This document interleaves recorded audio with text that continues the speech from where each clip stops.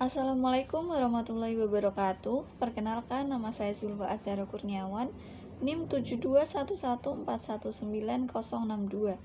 Pada video kali ini saya akan membahas tentang bab 8, informasi dalam praktik.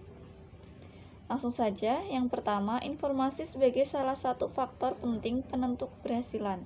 Pada tahun 1961, Ronald Daniel dari McKinsey & Company, salah satu perusahaan konsultan terbesar di Amerika, memperkenalkan istilah Critical Success Factor CSF atau faktor penting penentu keberhasilan. Ia mengungkapkan bahwa terdapat beberapa aktivitas penting yang akan menentukan keberhasilan atau kegagalan bagi semua jenis organisasi. Aktivitas penting tersebut adalah CSF, dan faktor ini dapat berbeda-beda antara jenis organisasi satu dengan yang lain. Sistem pemrosesan transaksi. Istilah sistem pemrosesan transaksi digunakan untuk menjelaskan sistem informasi yang mengumpulkan data, yang menguraikan aktivitas perusahaan, mengubah data menjadi informasi, dan menyediakan informasi tersebut bagi para pengguna yang terdapat di luar maupun di dalam perusahaan.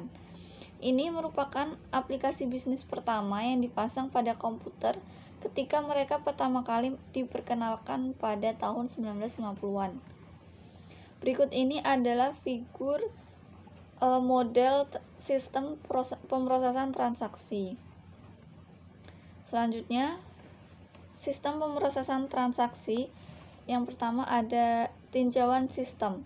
Seluruh sistem ditunjukkan oleh kotak yang berisi label sistem distribusi yang berada di tengah. Unsur-unsur lingkungan yang berinteraksi dengan sistem ditunjukkan oleh kotak-kotak dan dihubungkan ke sistem oleh panah disebut arus data. 2. Subsistem utama dari sistem distribusi. Diagram konteks cukup memadai untuk mendefinisikan batasan sistem unsur lingkungan dan antarmukanya. Sistem yang memenuhi pesanan pelanggan. 4 sistem utama yang terlibat adalah sistem entry pesanan, persediaan, penagihan, dan piutang dagang. Keempat, sistem yang memesan, persediaan pengganti. Sistem pembelian menerbitkan pesanan pembelian kepada pemasok untuk persediaan yang dibutuhkan. Sistem menerima persediaan, sistem utang dagang melakukan pembayaran. 5. Sistem yang menjalankan proses buku besar. Sistem buku besar adalah sistem akuntansi yang menggabungkan data sistem-sistem akuntansi yang lain dengan tujuan untuk menyajikan gambaran keuangan operasi perusahaan secara gabungan. Menempatkan sistem pemrosesan transaksi dalam perspektif. Selain sebagai area aplikasi yang paling dapat dipahami, sistem ini juga berperan sebagai fondasi semua aplikasi yang lain. Selanjutnya, sistem informasi organisasi. Yang pertama, sistem informasi pemasaran.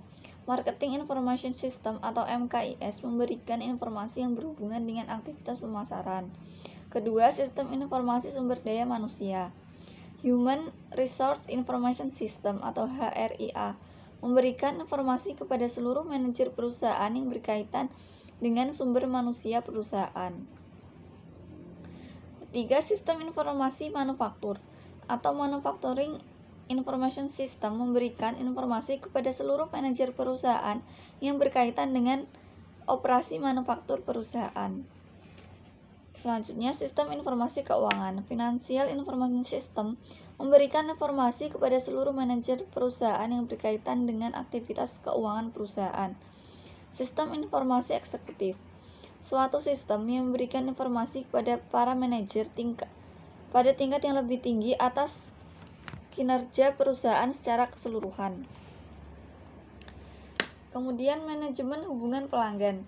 Manajemen hubungan pelanggan atau Customer Relationship Management adalah manajemen hubungan antara perusahaan dengan pelanggan, sehingga baik perusahaan maupun pelanggannya akan menerima nilai maksimum dari hubungan ini. Data warehousing. Karakteristiknya ada 4. Yang pertama, kapasitas penyimpanannya sangat besar.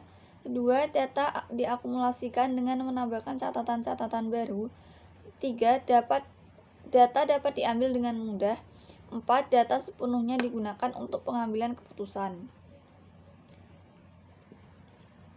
Sistem data warehouse. Data warehouse adalah bagian utama dari data warehousing yang memasukkan data ke dalam gudang, mengubah isinya menjadi informasi, dan menyediakan informasi tersebut kepada para pengguna.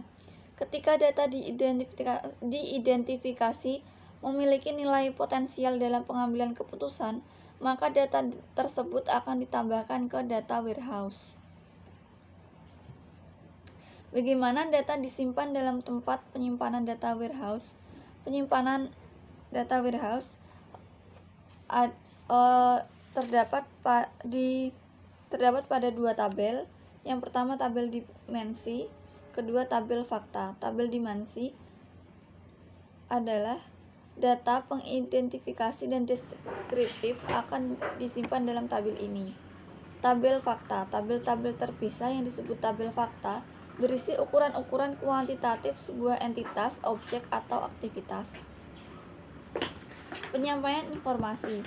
Unsur terakhir dalam sistem data warehousing adalah sistem penyimpanan informasi, yang mendapatkan data dari tempat penyimpanan data dan mengubahnya menjadi informasi dan menjadikan informasi tersebut tersedia bagi para pengguna. Proses melakukan navigasi ke bawah melalui tingkatan-tingkatan rincian disebut drill down, sedangkan proses melakukan navigasi ke atas disebut roll up.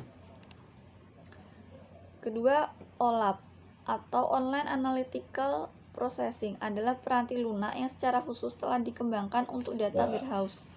OLAP memungkinkan pengguna berkomunikasi dengan data warehouse melalui GUI ataupun antarmuka web dan dengan cepat memperoleh informasi dalam berbagai jenis format, termasuk grafik. Dua pendekatan untuk OLAP yaitu yang pertama rollup, Relational Online Analytical Processing, menggunakan suatu sistem manajemen basis data relasional standar. Kedua, MOLAP, Multidimensional Online Analytical Processing,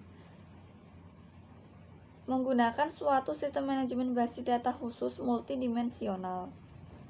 Data mining, istilah yang seringkali dipergunakan sehubungan data warehousing dan data mart adalah data mining atau penambangan data. Data mining adalah proses menemukan hubungan dalam data yang tidak diketahui oleh pengguna. Dua cara dasar dalam melakukan data mining adalah yang pertama verifikasi hipotesis dan kedua penemuan pengetahuan. Dalam penemuan pengetahuan, sistem data warehousing menganalisis tempat penyimpanan data warehouse, mencari kelompok-kelompok dengan karakteristik yang sama. Nah, sekian penjelasan pada video kali ini. Apabila ada kesalahan, saya mohon maaf. Sampai ketemu di video selanjutnya. Wassalamualaikum warahmatullahi wabarakatuh.